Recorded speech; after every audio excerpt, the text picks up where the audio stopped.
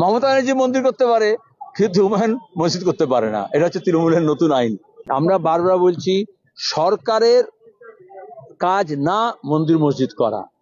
সে রাম মন্দিরই করুক, আর সে তোমার জগন্নাথ মন্দিরই করুক, আর দুর্গা মন্দিরই করুক, এটা সরকারের কাজ না। সরকারের কাজ স্কুল, কলেজ, বিশ্ববিদ্যালয়, রাস্তাঘাট, বাঁধ, সেচ তার ব্যবস্থা করা। কিন্তু যে কোনো মানুষ চাঁদা তুলে তার নিজের ধর্মস্থান তৈরি করতে পারে, এভাবেই তৈরি হয়। এটা তফাৎটা বোঝো। আর ভোটের জন্য, রাজনীতির জন্য মন্দির মসজিদকে ব্যবহার করতে নেই। মসজিদের কথা বলতে অভিষেক ব্যানার্জি করতে চলে আসলো।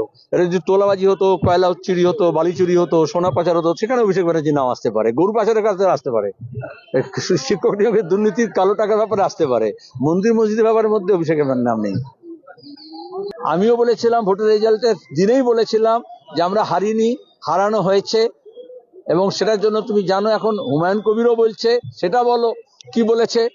মমতার কথায় হিন্দু মুসলমানের মধ্যে যাতে দাঙ্গা পরিস্থিতি তৈরি হয়, ঘৃণা তৈরি হয়, জন্য সাম্প্রদায়িক প্রচার হয়েছিল।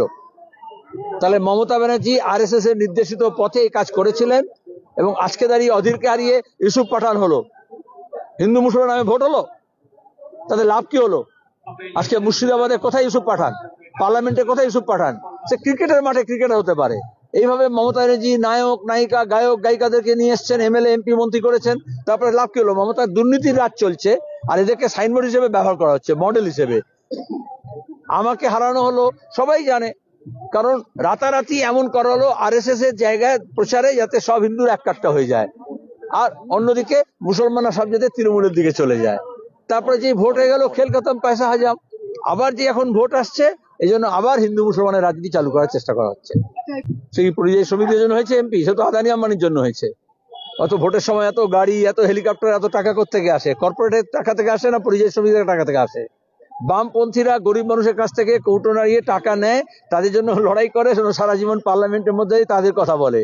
আর আদানি আম্বানির টাকায়, চিটফান্ডের টাকায়, কর্পোরেট টাকায় তৃণমূল বিজেপি লড়ে, ভোটের সময় বিরিয়ানি দিয়ে দেয়, তারপরে কর্পোরেটের লাভের কথা বলে। তাহলে আমাদের পাহাড়, জমি, কৃষি, কল কারখানা যাতে আদানি আম্বানির মতো বড় কোম্পানিরা পায়, তার ব্যবস্থা করে। বিদ্যুতের কোম্পানির মালিক সঞ্জীব গোয়েঙ্কা, মমতা ব্যানার্জি তার টাকায় তৃণমূলের মিটিং করেন। তাহলে তিনি কি বিদ্যুতের দাম কমাবেন না বাড়াবেন? বিদ্যুৎ কোম্পানিতে লাভ করে তার ব্যবস্থা করবেন। মোদিও তাই করছে, ওটাই রাজনীতি। আমার মেয়ের বাড়িতে হাত দিয়ে দেখুক, বা আমার যে কোনো কর্মীর বাড়িতে হাত দিয়ে দেখুক, কেন অভিযোগ জানাতে যাব? আমার ঘরে কেউ আমাকে অ্যাটাক করবে, আমাকে অভিযোগ না, সেটাকে আমি খণ্ডন করব, সেটাকে আমি প্রতিরোধ করব। আরে পুলিশ যদি আমাকে ঘরে ঢুকে মারতে যায়, তা পুলিশকে কি রসগোল্লা খাওয়াবো নাকি? আশ্চর্য ব্যাপার। উইদাউট ইনফরমেশন সে, তার ছুটির দরকার, 10 দিন আগে এসছে ছুটি থেকে। কালকে একজন ছুটিতে গেছিল, সে কাল সকাল 8টায় রিপোর্ট করেছে, আর ওর সঙ্গে সঙ্গে লাগেজ রেডি করে ও বাড়ি চলে যাবে। তো আমি বললাম যে তুমি হঠাৎ বাড়ি যাবে, পরে দেখছি। আমি একটা ইম্পর্টেন্ট আলোচনা করছি, সেখানে ও ঘরের ভিতরে ঢুকে আমাকে চেঞ্জ করছে। কেন বাড়ি যাব না স্যার? আমি এখনই বাড়ি যাবো। ভাই বাইরে যাও, বাইরে যাও বলেছি। তারপরে উগ্র মেজাজে আমাকে কথা বলছে, তখন আমার ছেলে তাকে ঘর থেকে ধাক্কা দিয়ে বের করে দিয়েছে। বললাম তো, কি মেরেছি, কি ধাক্কা দিয়ে বের করে দিয়েছি। তারপরে সরকারি কর্মীকে, আরে সরকারি কর্মী সে আমার ঘরে ঢুকবে, যে আমার দেহরক্ষী, ঠিক আছে, তার আলাদা থাকার জায়গা আছে। আমি যখন মুভমেন্ট করি তখন সে আমার গাড়িতে যায়, ঠিক আছে, কিন্তু আমার পার্সোনাল চেম্বারে উইদাউট আমার কনসেন্ট সে ঢুকে যাবে?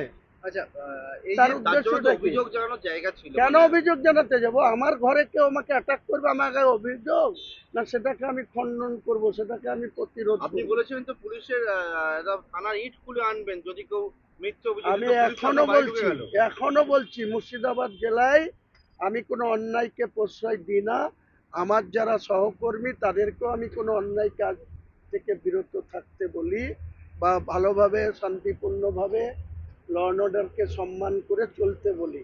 যদি কেউ মনে করে থাকে যে কলকাতার ইঙ্গিতে মুর্শিদাবাদের 27টা থানায় আমাদের সঙ্গে মিটিং করা, আমাদের সঙ্গে পার্টিতে যুক্ত হওয়ার জন্য কাউকে মিথ্যা মামলা দেবে, আমার মেয়ের বাড়িতে, আমার লালগোলা মেয়ের বাড়ি, একমাত্র মেয়ে আর একটা ছেলে, সেই মেয়ের বাড়িতে 4 দিন ধরে আমার মেয়েদের জামাইদের, জামাই একটাই ছেলে বাবা, তাদের লালগোলাতে 5খানা বাড়ি আছে, একটা 14 কাঠার উপরে 4তলা বাড়ি আছে, এলিজা অনুষ্ঠান বাড়ি, এবং নিজের বসত বাড়ি আছে 3খানা, একটা স্কুল করে দেওয়া আছে ভাড়া দিয়ে। এসব করে 5খানা বাড়ি আছে আমার নিজের জামাইয়ের নামে, বিয়ানের নামে, আমার মেয়ের নামে। সেই সব বাড়িতে পুলিশের কাজ নাই খেয়ে দে, ওখানে সেই সব বাড়ির মাপজোক করে বেড়াচ্ছে, ছবি তুলে বেড়াচ্ছে। কি করবে? জামাইয়ের বাড়িতে হাত দিয়ে দেখুক, বা আমার মেয়ের বাড়িতে হাত দিয়ে দেখুক, বা আমার যে কোনো কর্মীর বাড়িতে হাত দিয়ে দেখুক, আমি বলেছি তাই করে দেখাবো। যে থানা আমাদের বিরুদ্ধে মিথ্যা মামলা করবে, পুলিশের অধিকারের বাইরে গিয়ে আমাদের বিরুদ্ধে কিছু পদক্ষেপ করবে,